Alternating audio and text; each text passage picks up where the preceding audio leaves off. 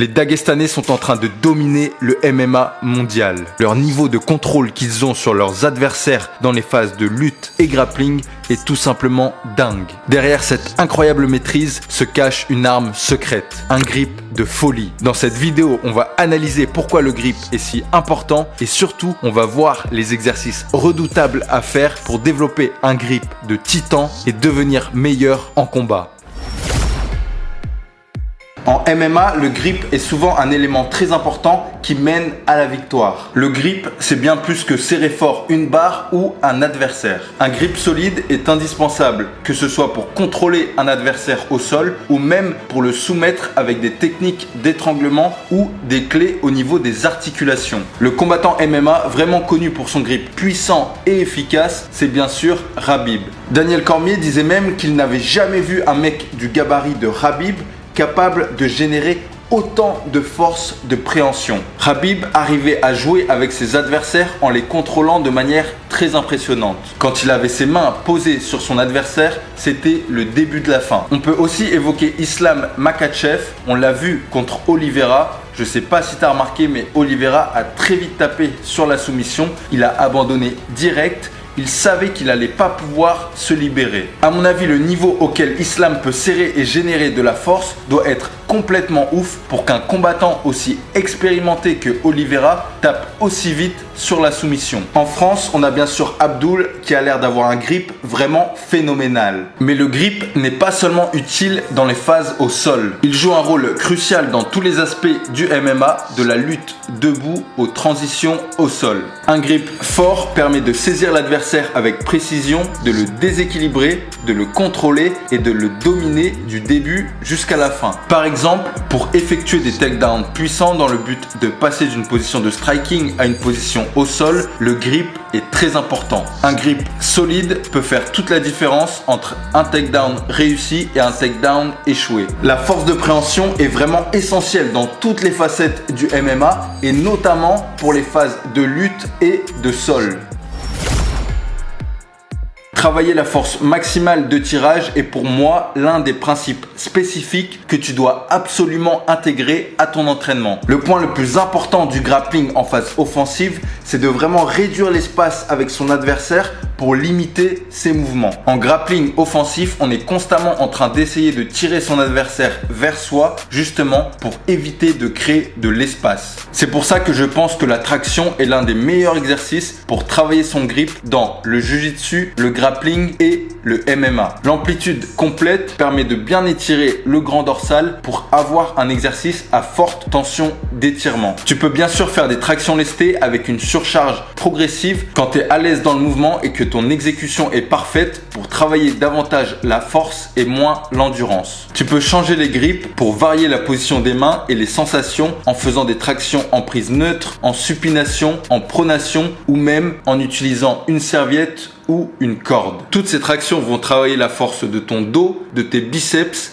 de tes avant-bras et de tes doigts, donc ça va naturellement augmenter ton grip et ta capacité à tirer fort ton adversaire vers toi. L'autre petite astuce, c'est d'enrouler une serviette autour de la barre de traction en augmentant le diamètre de la barre de traction avec une serviette ou en faisant des tractions sur des grosses barres comme les barres où sont accrochés des balançoires dans les parcs, tu augmentes la tension au niveau de tes avant-bras. Travailler ta force de tirage en unilatéral est aussi très important. L'idée du travail unilatéral, c'est de se rapprocher des situations de combat car la capacité à générer de la force dans des positions asymétriques peut être cruciale. En plus de ça, beaucoup d'études ont montré que le travail de renforcement musculaire était plus efficace en unilatéral qu'en bilatéral avec un meilleur recrutement des unités motrices. En plus de travailler ta force de tirage, il faut que tu renforces tes poignets et tes doigts pour une distribution optimale de la force. Si tu as un dos et des bras bien puissants, mais que tes mains sont très faibles, tu ne pourras pas générer autant de force. Avoir des poignets et des doigts forts est très important pour la force de ton grip. Islam Makhachev l'a bien compris et c'est pour ça qu'il travaille beaucoup ses poignets et ses doigts. Je vais te raconter une petite anecdote intéressante sur mon expérience personnelle. Comme tu le sais, je suis préparateur physique et coach sportif, mais je ne pratique pas de sport de combat. Par contre, j'ai une force maximale de tirage plutôt bonne. Je peux faire des tractions très explosives, des tractions à une main, monter à la corde, etc. En plus de cette force de tirage, justement, j'entraîne régulièrement mes poignets et mes doigts, donc j'ai des poignets et des doigts très solides. Et j'ai un pote qui est prof de Jiu-Jitsu au Vietnam et il y a quelques mois, il m'a montré des petites techniques comme ça vite fait pour se marrer et il m'a dit qu'il était vraiment impressionné par mon grip, sachant que je n'avais jamais fait de Jiu-Jitsu de ma vie. Ça montre bien que la force de tirage et le fait d'avoir des poignets et des doigts forts ont un énorme impact sur le grip, même sans jamais avoir fait du travail spécifique en Jiu-Jitsu. Le grip impacte la force de tout le bras. On peut constater cette importance avec l'exemple de la contraction du biceps. Quand tu essayes de contracter au maximum ton biceps, tu vas naturellement fermer ton poing pour avoir la contraction maximale. Si ton système nerveux ne perçoit aucun danger car il sait que les tissus autour de tes poignets et de tes doigts sont forts, il va te laisser exploiter pleinement tes capacités physiques et tes capacités motrices. Si tu veux avoir un grip bien plus puissant, tu dois travailler les tissus au niveau des poignets et des doigts. Les membres de mon programme ont de très bons résultats. En faisant des exercices spécifiques pour renforcer tes tendons et tes tissus au niveau des poignets et des doigts, ça va te garantir une meilleure performance et une meilleure transmission de la force. Avoir un grip fort et des poignets forts n'est pas suffisant. Il faut vraiment avoir un grip endurant. Un combat de MMA peut durer plusieurs rounds, donc ton grip doit pouvoir tenir la distance. En amateur, on est sur 3 rounds de 3 minutes et chez les pros, c'est 3 rounds de 5 minutes, voire 5 rounds de 5 minutes pour un titre ou un main event.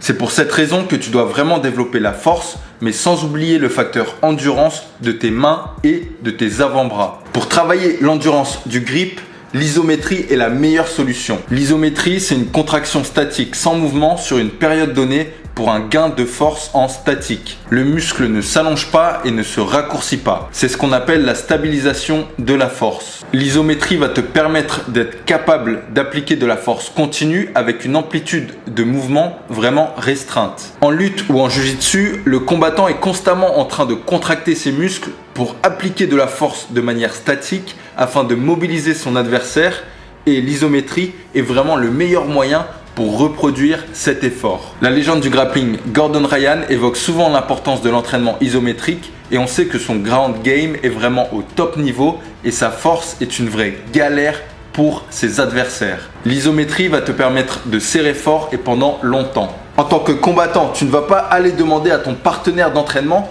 de te laisser le serrer aussi fort que possible pendant plusieurs secondes pour entraîner ton système nerveux et ta force en contraction continue.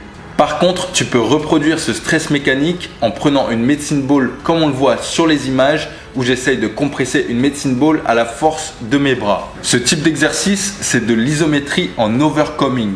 Quand on pousse et que rien ne se passe, on envoie des signaux à notre corps comme quoi on doit être plus fort. Tu peux aussi le faire avec des prises plus orientées vers le grappling comme on le voit ici avec Benoît Saint-Denis. Faut serrer le plus fort possible pendant 5 à 30 secondes, ça dépend vraiment de où t'en es dans ta programmation d'entraînement. L'idée c'est de vraiment compresser la balle entre tes biceps et tes coudes le plus fort possible. Même un athlète confirmé recrute seulement 75% de ses fibres musculaires. Donc on a vraiment de la force cachée en nous qu'on n'utilise pas ou qu'on utilise très mal. L'isométrie augmente notre capacité à recruter efficacement nos tissus musculaires. Et n'oublie pas que le grip n'est pas seulement une question de muscle, c'est aussi une question de signal envoyé à ton système nerveux. D'un point de vue neurologie appliqué à la performance, un grip solide envoie un message clair à ton cerveau. En gros, ça dit à ton système nerveux central, je suis fort, je suis en contrôle, je peux tout arracher sans risque. Ce signal envoyé à ton cerveau va te permettre de générer plus de force et de puissance dans tout ton corps. Tu peux aussi utiliser le yielding isométrie, plus axé sur la résistance et donc sur la phase excentrique. C'est un maintien de contraction statique dans une certaine position. Tu peux appliquer des positions statiques pour renforcer la force de ton dos et de tes bras. Ici par exemple, je maintiens une position de chin-up avec les coudes à 90 degrés. Le dead hang est aussi très intéressant pour travailler l'endurance du grip. Les séries de dead hang en prise pronation sur une barre de traction vont travailler l'endurance de tes doigts et de tes avant-bras. C'est un exercice très utilisé en escalade. Si tu as aimé cette nouvelle vidéo, n'oublie pas de mettre un petit like et de t'abonner à la chaîne pour voir une prochaine analyse sur les entraînements de MMA.